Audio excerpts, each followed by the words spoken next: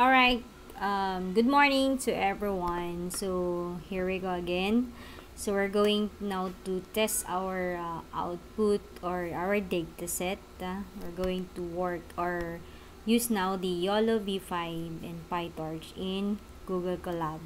So, in our last video before, we're done installation the YOLO V5 and the PyTorch. Now, let's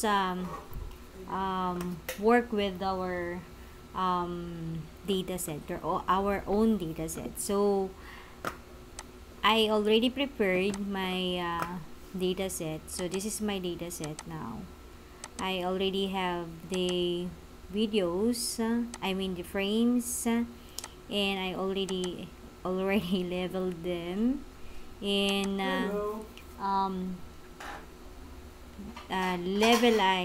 level image. So yan na po yun nagawa ko. And then after that wait lang guys. So ito na, nagsidatingan yung aking mga kasama. So let's continue. Okay, so this data set, now let's going to transfer it into our Google Drive. Okay, so here since kanina naging poor yung ating signal, so nauna na, ligay ko na siya dito. So ito na yung nating data set. I already drag here in my drive, in my data drive, G drive data set, and I have already the image and the folder and also yung mga frames natin under here. Ito train natin later on. So with that, after that, we have already yung labels naman in the same folder. So we have already the .txt files corresponding to our images. Okay, now since we have all na yung data set natin, we're gonna update the Coco 1 to 8 here in our this one, because we're going to get the location or the path of our data set. So since in our offline, this one, nasa na yung ating Coco 1.8, this one guys. So open natin. So yung kuha natin dito, yung tawag dito, yung path natin is under the AI YOLO 5 dataset. Ito nga, in content my drive, DT YOLO 5 dataset, YOLO V5. Oh my god, meron tayong mali dito sa ating tawag dito, sa ating location. So we're going to transfer that to AI, then YOLO 5 dataset. Yan. So this one, save na natin yan. And then we're going to remove this one or replace like that one para ma-sure. Remove ko na lang siya, then I'm going to drag this one here again. Okay, so for us to train our data set. Okay, then after that, we're going to check our detect yung location niya, if correct na ba yun location natin guys. Itong detect, we're going to open that. Maybe I think dito na lang natin siya i-open para yung detect natin guys. Ayan, open Sesame. Ayan, so eto na, we're going to check the path over. So okay naman siya. Ayan, so okay, clear naman yung ating, na-modify na natin siya guys. Ayan, so also the train that yan yung train file natin. We're going to check the path of the .yaml. Yan. So, okay naman siya. Ayan. So, siguraduhin natin na yung path is magkaka-drive lahat para mag-work yung ating tawag dito, yung ating gawa. Okay, so with that, okay na siya. So yung detect tsaka train dito, I think let's remove this one to trust in yung ating train. Also yung train natin, yan, remove na natin yan, and then i-replace natin tong dalawa. Ayan, so dyan sa part na yun. Okay, so now let's move on to the next step. Dito tayo sa collab, guys. So let's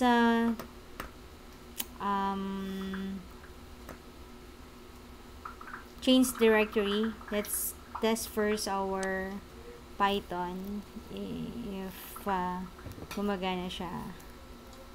Yan.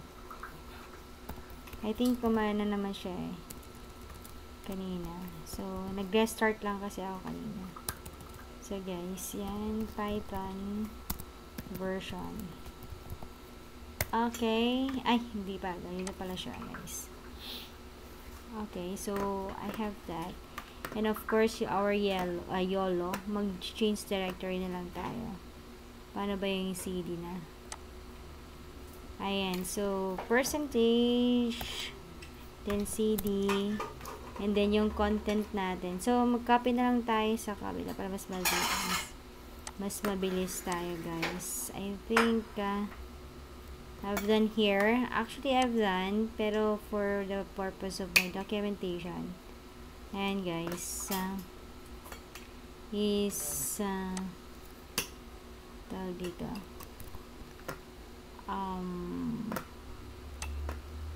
Ayan. So, content drive, AI na lang siya, guys. Yan, AI. Wait lang. Yan, guys.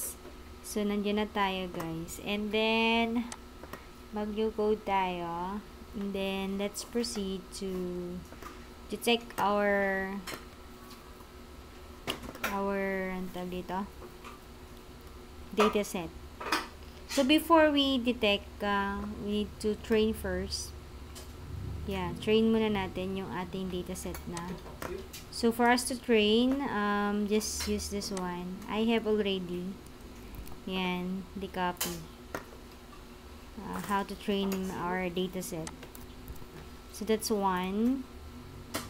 Then, let's move. Oh no, we have a problem. Let's do it again. Then, exclamation. Then, yan.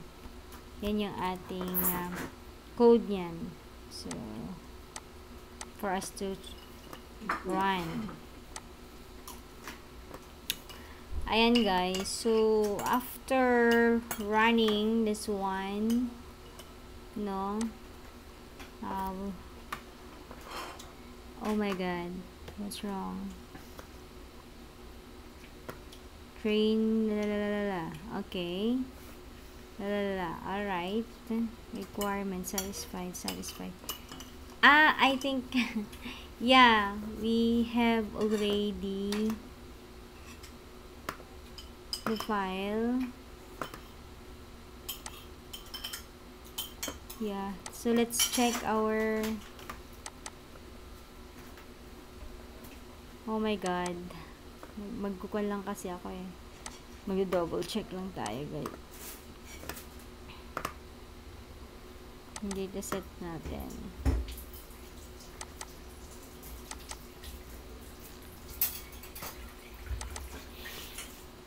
I think we have already no more.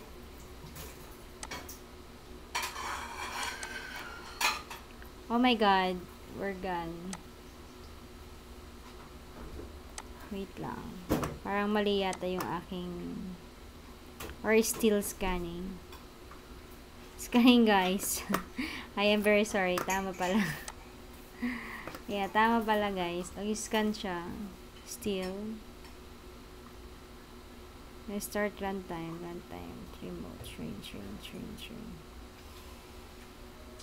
Yan, guys. Train na siya.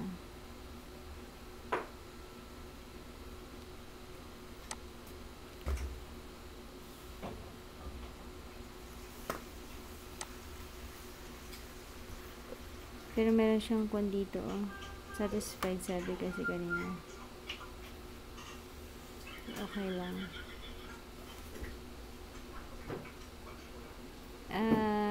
Yun lang. Yung sa Python, maybe. So, yan guys. So, ito yung pag-train natin guys is matagal. Magantay tayo ng mga ilang minuto guys.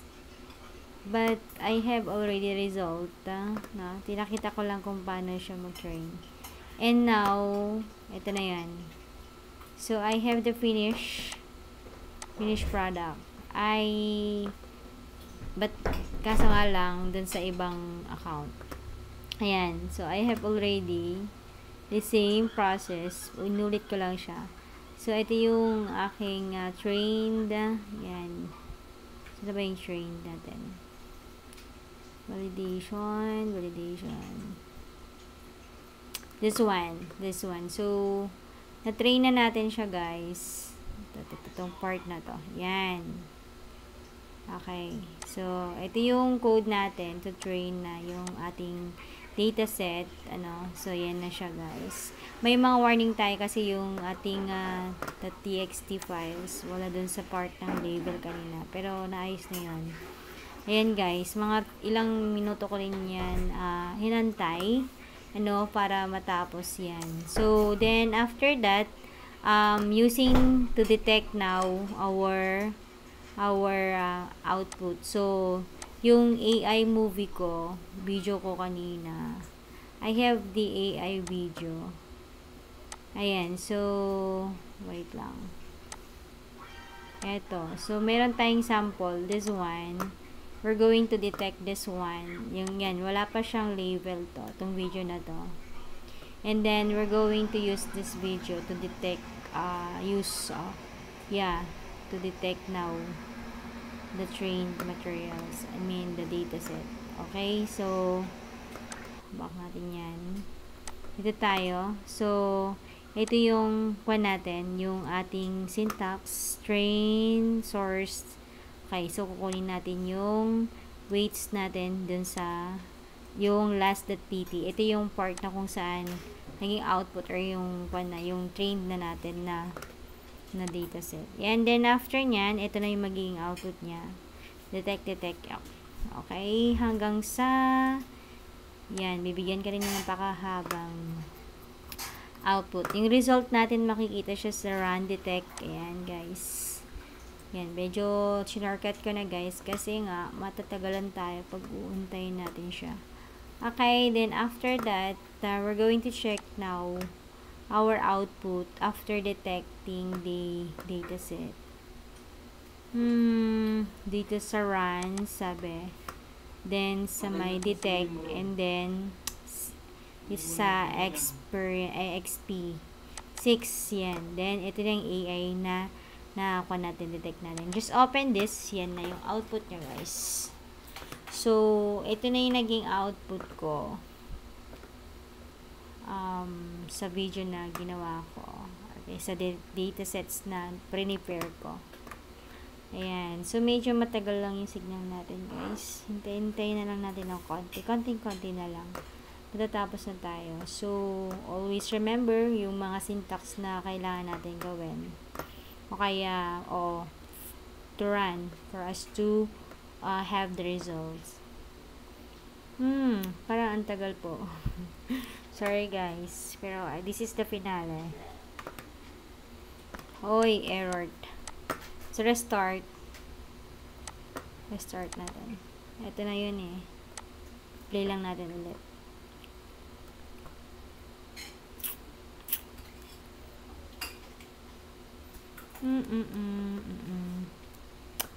Anyway, maybe I think ayaw niya dun sa kan. Ayaw niya sa may internet. Medyo makon kasi yung internet natin eh. Yan, matagal kasi internet natin. Download na lang natin to. Yan, download na lang natin. Tapos, offline natin siya, i-run. Ayan, so, sa downloads, meron na ba yan? Ongoing pa lang guys. Pati sa download, matagal din. Wala rin tayong internet. I'm sorry for your inconvenience. Ayan. God, tagal. Okay. So, expecting, ganun yung magiging output niya. Ay. Dito lang yun sa Pilipinas, guys. O kaya, mabilis naman sa Pilipinas, pero dito lang sa area namin. Maybe, I'm using what kind of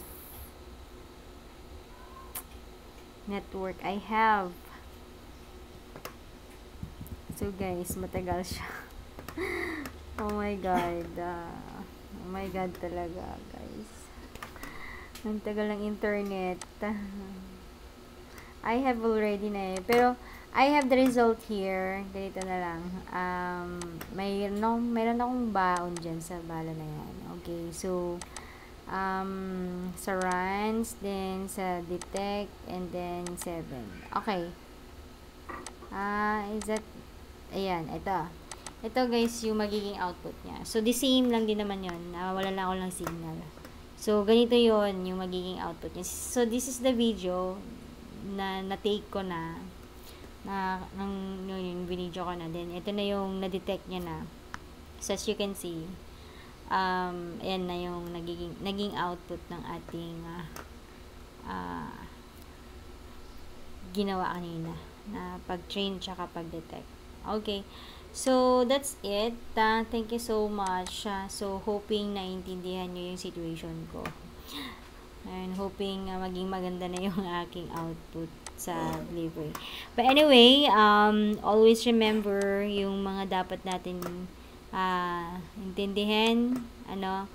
If kailangan maayos tayo sa pag-detect or sa pag level ng ating mga image using level image or kaya LUFO, yung paglagay natin ng box dapat nagkakalapat yun. And then for detection, yan, always remember din yung ating location.